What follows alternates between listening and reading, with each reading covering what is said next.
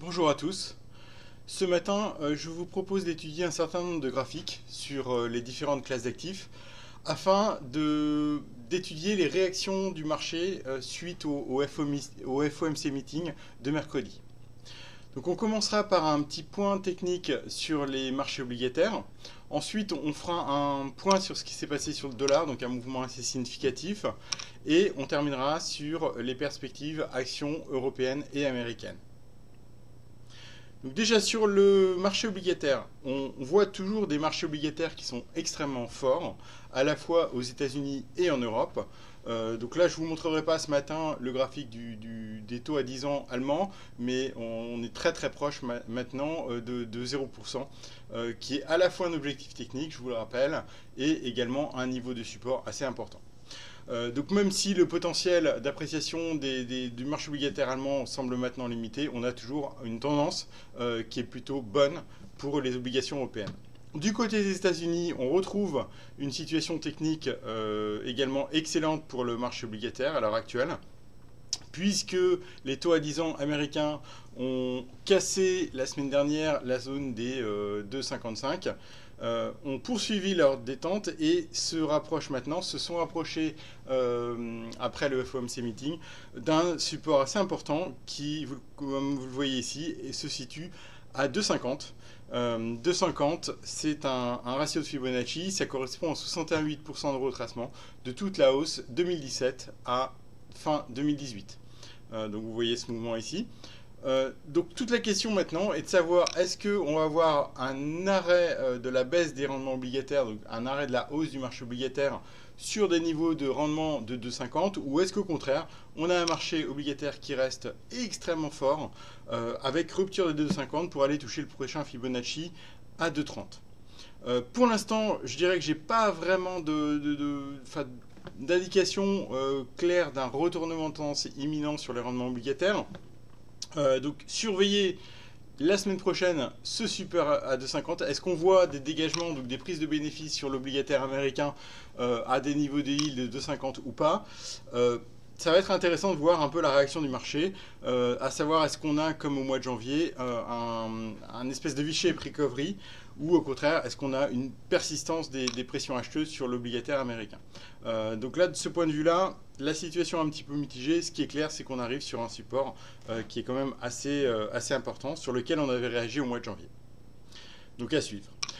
Si on regarde maintenant du côté du high yield, un rebond qui est également extrêmement violent, qui est encore plus violent que la baisse que nous avons connue au mois de décembre. On voit que l'indice high yield, donc l'ETF high yield, le HYGUS, est revenu sur ses plus hauts historiques. On voit la réaction très positive du marché des high yield suite au discours d'Afed mercredi soir. Donc des nouveaux plus hauts historiques sur cet indice. De manière un peu similaire à ce qu'on verra sur les actions, le seul problème, le seul risque, c'est qu'on a un marché qui est maintenant très tendu d'un point de vue technique, qui reste très haussier, toujours. Donc ça n'a pas bougé, puisque quasiment tous les jours on fait des nouveaux plus hauts historiques, mais on voit qu'on est sur une situation technique assez tendue, avec un niveau de surachat assez fort, sans toutefois avoir pour l'instant de réaction technique baissière. Donc on ne peut pas vraiment parler de retournement. Pour l'instant, c'est plutôt le contraire. On a plutôt une poursuite de la tendance haussière. Voilà. Donc, si on regarde également en termes de niveau technique, on voit quand même que l'ETF est maintenant sur une zone de résistance qui relie les tops précédents. Donc là, on voit un peu message similaire, éventuellement de situation technique très tendue. Suite aux bonnes nouvelles, donc un marché qui intègre énormément de bonnes nouvelles sur le high yield qui est sujet à des petits pullbacks. Mais comme la tendance est très très haussière, ces pullbacks, on le sait bien, peuvent surprendre par leur ampleur. On le voit récemment, hein, enfin on le voit au cours des dernières années. Par exemple, si je vous montre le top de 2007, fin 2007, également on voit que le reversal de septembre 2008 a été très très surprenant. Donc pour l'instant, pas de message alarmant, au contraire, un marché high yield très très fort, mais surveiller d'éventuels reversals dans les semaines à venir. Du côté des obligations émergentes, on voit également une situation technique extrêmement forte. Un indice EMB US, donc là vous avez également un tracker de la dette émergente libellée en dollars. Donc un marché qui est toujours extrêmement fort, qui poursuit sa remontée, qui se rapproche maintenant des plus hauts de début 2018. Donc là, c'est un niveau qui pourrait éventuellement servir de résistance. Donc là, même message que sur les obligations high yield américaines. On voit une situation technique très forte, mais une situation un petit peu tendue au niveau technique. Je dirais également en vague d'Elliott, on voit très clairement une phase en 5 temps de hausse. Donc vous voyez, d'après les vagues d'Elliott, 1, 2, 3, 4, 5. Donc il se pourrait qu'on soit dans la vague 5. À savoir qu'une fois ce mouvement terminé, donc en théorie, en vague d'Elliott, on serait dans la vague finale de hausse, ce qui explique probablement pourquoi elle est aussi puissante. Et derrière, on pourrait plutôt envisager une phase de correction qui correspondrait à un marché qui trouve une résistance sur les tops de début 2018. Si on fait maintenant un point sur les devises, donc également grosse réaction sur le dollar suite à la Fed, donc réaction baissière. Je vous parlais depuis un petit moment de cette tendance baissière, donc on voit qu'on est toujours dans une tendance globalement baissière euro-dollar. Néanmoins, ce qu'on voit, c'est que pour la première fois depuis assez longtemps, depuis en fait le mois de janvier, on a une tentative de remontée de l'euro-dollar avec l'affranchissement de la résistance à 1,14 dont je vous avais parlé depuis un petit moment. Donc là, pour moi, c'est quelque chose qui remet en cause cette tendance baissière, au moins au cours des 3 derniers mois. Donc franchissement des 1,14. Pour moi, on était plutôt dans une structure baissière euro-dollar. On repasse dans une structure plutôt neutre, avec moins de conviction sur la poursuite de la baisse.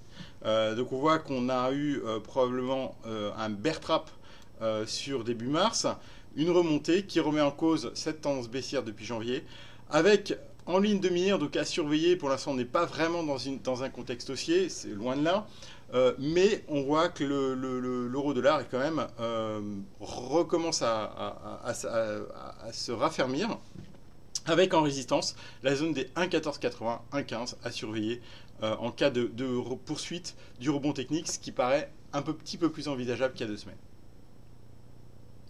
Si on fait un point maintenant sur le dollar-yen, donc dollar-yen, un graphique très chahuté, donc un sell-off au mois de décembre, une remontée assez impressionnante entre janvier et ouais, fin février, début mars.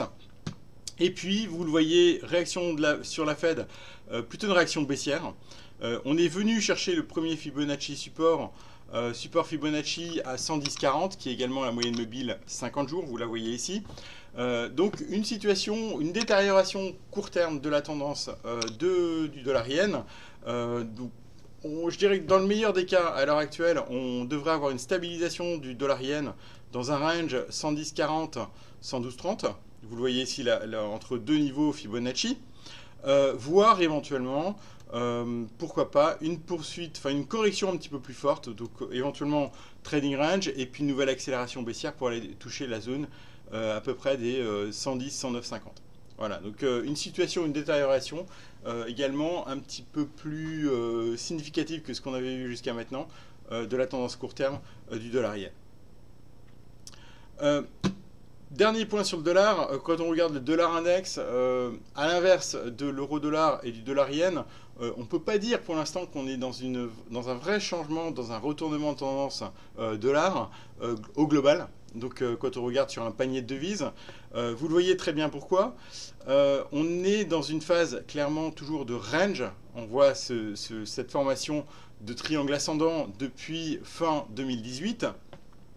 Donc, qui pour l'instant ne permet pas de vraiment passer extrêmement baissier dollar. On voit notamment hier la belle réaction technique court terme sur la moyenne mobile de 100 jours et également sur la droite de support. Donc on voit quand même que le marché hier, sur la séance d'hier après la Fed, était plutôt dans un mood de rachat des creux. Donc pour l'instant, on reste dans ce triangle avec une configuration plutôt neutre dollar index. Ce qui est intéressant, c'est de voir si dans les prochaines semaines, on tient la zone à peu près des 96, ou si au contraire, on a une vraie rupture. Donc là, pour moi, la rupture serait le vrai signal baissier dollar index, donc, qui amènerait plutôt à envisager une poursuite de la consolidation du dollar sur des niveaux de 95, voire même 94.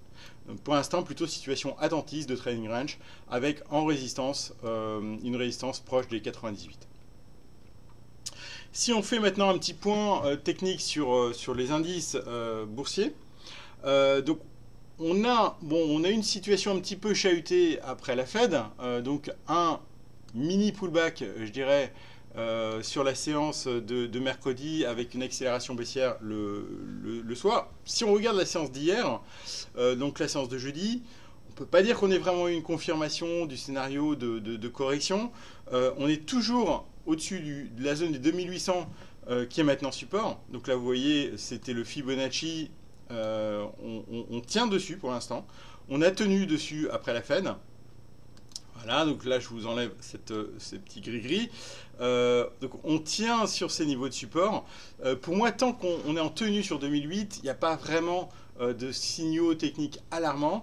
Il y a des signaux toujours d'un point de vue contrariant, un petit peu, enfin qui me disent attention, le marché est suracheté. On le voit ici avec éventuellement petite amorce de divergence baissière, ce qui rappelle un peu la situation de août-septembre 2018. Mais pour l'instant, on ne peut pas du tout parler d'inversion de tendance du marché américain. On a même des indices, alors je ne vous les montrerai pas ici, mais j'en parle ce matin dans mon mail, le semi-conducteur, le SOX Semiconductor Index, l'indice de Philadelphie qui est en train de revenir sur ses plus hauts historiques, le Nasdaq 100 qui lui également a toujours un momentum assez haussier. À l'inverse, le Dow Jones Transport, donc là je vous renvoie à mon mail de jeudi matin, qui montre un peu des signes de faiblesse. Pour l'instant, une situation un petit peu dispersée sur les indices américains, mais on ne peut pas dire vraiment qu'on ait une mise en place d'un scénario bear. Au contraire, on a un marché qui tire toujours, qui a dépassé la zone des 2800 sur le S&P 500 et qui reste, tant qu'on reste au-dessus de cette zone-là, on a plutôt une situation technique, une tendance qui est plutôt toujours haussière. On voit que la vraie prochaine résistance sur l'indice S&P, c'est les tops historiques, hein, c'est 2940, maintenant que la zone de 2008 a été dépassée, et éventuellement surveiller la zone de 2009 en cas de poursuite du rebond, et à la baisse, comme je vous l'ai dit, 2800. 2800 pour les gens qui font du trend following en support critique. Sur l'Eurostock 50, une situation technique un petit peu plus contrastée. Là, on voit, suite à la Fed, clairement le marché européen a un petit peu du mal sur la zone des 3400, probablement en raison du raffermissement de l'euro par rapport au dollar. Néanmoins, on voit qu'on n'est clairement pas dans une structure baissière, hein, c'est le moins qu'on puisse dire. On a eu deux séances de petites baisses, on est toujours dans une tendance qui est plutôt bonne, hein, qui est plutôt haussière. Donc des petits signaux d'essoufflement, on en a déjà eu dans le passé, hein, on voit ici, on voit également ici, qui à chaque fois n'ont pas vraiment débouché sur des grosses corrections. Bon, à l'heure actuelle, des petits signaux d'essoufflement à surveiller sur la zone des 3400.